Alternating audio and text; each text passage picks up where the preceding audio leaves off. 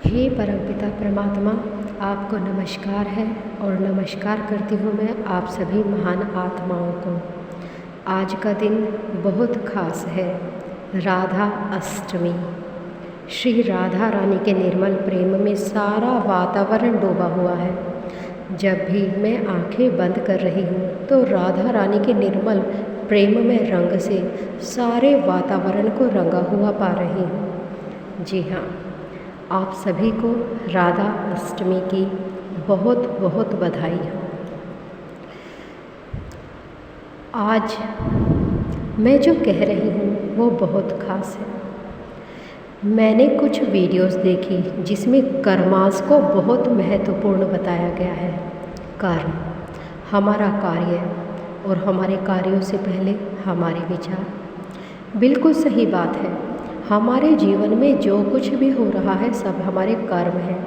आगे जो कुछ करना है वो भी हमारे कर्म है, लेकिन हम अपने कर्म से दूर भी नहीं भाग सकते। रहना तो इसी संसार में है, कर्म करना ही होगा। भगवान श्री कृष्ण ने भी गीता में कहा है कि हम अपने कर्मों से दूर नहीं जा सकते। लेकिन यदि आप एक गुड सोल हैं, एक अच्छी आत्मा है, तो आपको घबराने की ज़रूरत नहीं है। मैं जानती हूँ कि आज के टाइम में सबसे ज़्यादा दुख अच्छी आत्माओं के जीवन में ही है, गुड सोल्स के जीवन में ही है। यदि शरीर के रोगों की बात की जाए तो वो भी, मन के रोगों की बात की जाए वो भी, लेकिन यहाँ पर आपके जो कर्म हैं उनके पीछे का यदि मोटिव सही है तो आपके जो कर्म है ना वो आपके शरीर पर, आपके मन पर बोझ नहीं बनेंगे, बल्कि आपके शरीर और मन दोनों को ही हील करेंगे। आप सोच रहे होंगे कैसे कर्म एकदम बदल जाता है। बिल्कुल, भगवान श्री कृष्ण ने कहा है कि कर्म के पीछे का कारण, मोटिव, वो इफ़ेक्ट करता है कर्म के फल पर। कर्म इफ़ेक्ट नहीं करता, कर्म का कारण इफ़ेक्ट करता है, मोटिव इफ़ेक्ट करता है। अच्छा सुनिए, इसका मैं उदाहरण देती हूँ। एक आत्मा है, मेरी उनसे बात हुई थी। उन्होंने मुझसे कहा कि वो ब्रह्म मुहूर्त में उठना चाहते हैं, बहुत कोशिश करते हैं लेकिन वो उठ नहीं पाते। वो बहुत कोशिश करते हैं, अलार्म लगाते हैं लेकिन फिर भी नहीं उठ पाते। तो वो ऐसा क्या करें कि उनके ब्रह्म मुहूर्त के टाइम ही आंखें खुल जाए, क्योंकि उन्हें सुबह के टाइम ही ज़्यादा नींद आती है।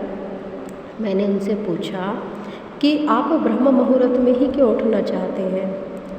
तो उन्होंने कहा कि मैंने सुना है कि ब्रह्म मुहूर्त में यदि मैं उठकर पूजा करूँगा तो उसका फल मुझे ज़्यादा मिलेगा। मैंने कहा कि यदि ऐसी बात है तो भगवान ने ब्रह्म मुहूर्त पूरे दिन क्यों नहीं रखा, सिर्फ उसी एक पर्टिकुलर टाइम क्यों रखा? भाई, भगवान का नाम तो आप हर समय ले सकते हैं ना, और जब भी आप लेंगे वो तभी सार्थक होगा। बल्कि कुछ सोच तो यहाँ तक कहते हैं कि मेडिटेशन 10 मिनट नहीं बल्कि 24 आवर्स करना चाहिए।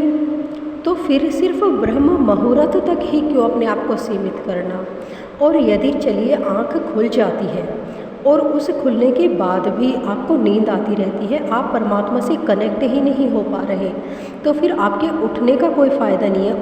उस पूरे टाइम में सपोज़ आप 4 to 5 o'clock उठते हैं, पूजा करते हैं, लेकिन उस पूरे दौरान आप ये सोचते रहते हैं कि चलो 5 से 6 तो मैं सो लूँगा, जल्दी से ध्यान कर लेता हूँ, सो जाऊँगा। तो क्या आपकी ये पूजा सार्थक हो जाएगी? चलिए यदि आप उठ भी जाएं तो क्या वो वाला टाइम सार्थक हो जाएगा? क्या उस टाइम में की गई पूजा का अच्छा फल आपको मिल जाएगा? नहीं मिलेगा। सबसे पहले अपने मन को ही हील कर लीजिए। जब भी टाइम मिले, चाहे दोपहर को मिले, शाम को मिले, रात को मिले, दोपहर के 3 बजे मिले, जो कहता है ना कि इस टाइम पे पूजा नहीं करनी चाहिए, अगर उस टाइम पे भी आपको टाइम मिले ना तो कम से कम सिर्फ एक पल, भले ही आपको एक पल मिल जाए, उस एक पल में इस तरह से भगवान का नाम लीजिए कि भगवान भी कहे कि तेरे इस एक पल के लिए ही तो मैं तेरा इंतज़ार करता हूँ।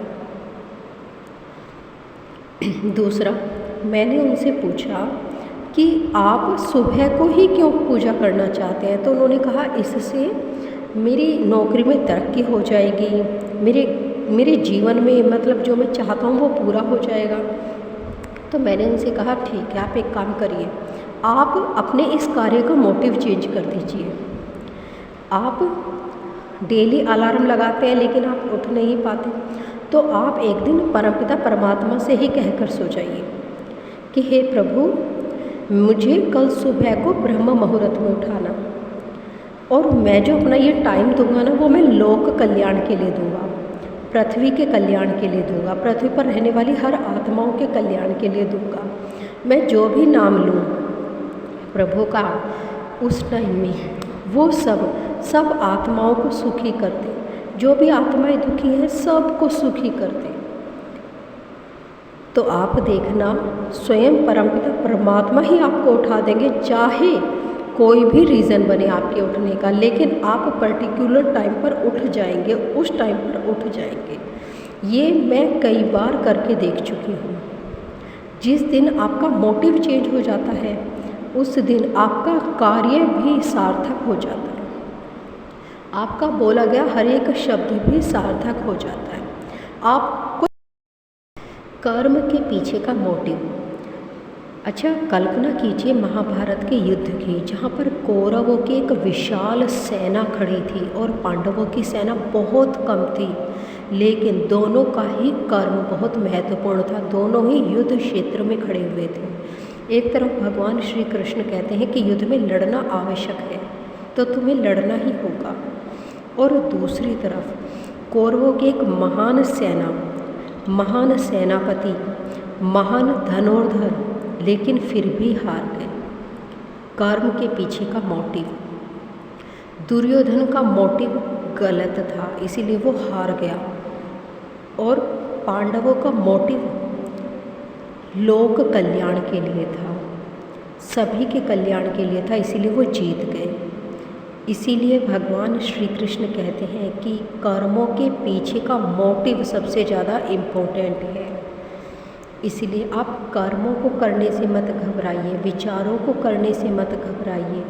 जब आप किसी भी रिलेशन में अच्छी भावना से कोई भी कार्य करेंगे, चाहे वो आपका कोई भी रिलेशन है, तो आप देखना एक स्पेशल एनर्जी आ जाती है उस रिलेशन में। और यदि आपका मोटिव गलत है तो आप कितनी भी मीठी वाणी बोल लीजिए, कितना भी पैसा खर्च कर लीजिए, वो रिलेशन अधूरा का अधूरा ही रह जाएगा। आप चाहे जितने भी रेकी के सिंबल अपना लीजिए, जितनी भी हीलिंग कर लीजिए, यदि मोटिव सही नहीं है तो वो एक एक्सपायरी डेट लेकर आएगा।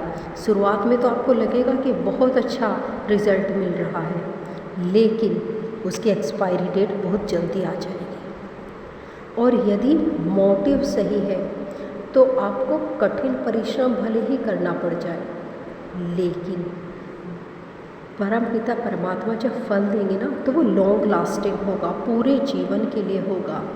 आपने मानव जीवन लिया है, आप एक बहुत पवित्र आत्मा है, तो आप जो भी कार्य करें उसका मोटिव सबके लिए रखिए, लोक कल्याण के लिए रखिए। पृथ्वी पर रहने वाली हर आत्मा बहुत स्पेशल है, सबकी ज़रूरत है।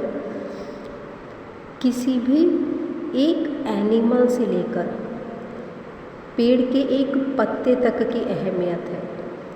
तो जो भी कार्य करें उसका मोटिव सबके कल्याण के लिए रखिए, लोक कल्याण के लिए रखिए, तो परमपिता परमात्मा ही आपको इतनी एनर्जी प्रदान कर देंगे कि आप जीवन का कोई भी कार्य कर सकते हैं, किसी भी मंजिल को पा सकते हैं, धन धान्य सब से परिपूर्ण हो सकते हैं।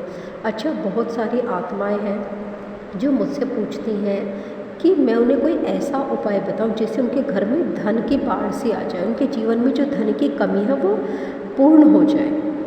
तो यहाँ पर भी देखिए, यदि आप धन को केवल इसलिए कमाना चाहते हैं कि आप दूसरे को नीचा दिखा सकें, तो आपको धन को कमाने में बहुत मेहनत करनी पड़ेगी, और जितनी मेहनत करेंगे उसके रिज़ल्ट में आपको धन कम मिलेगा।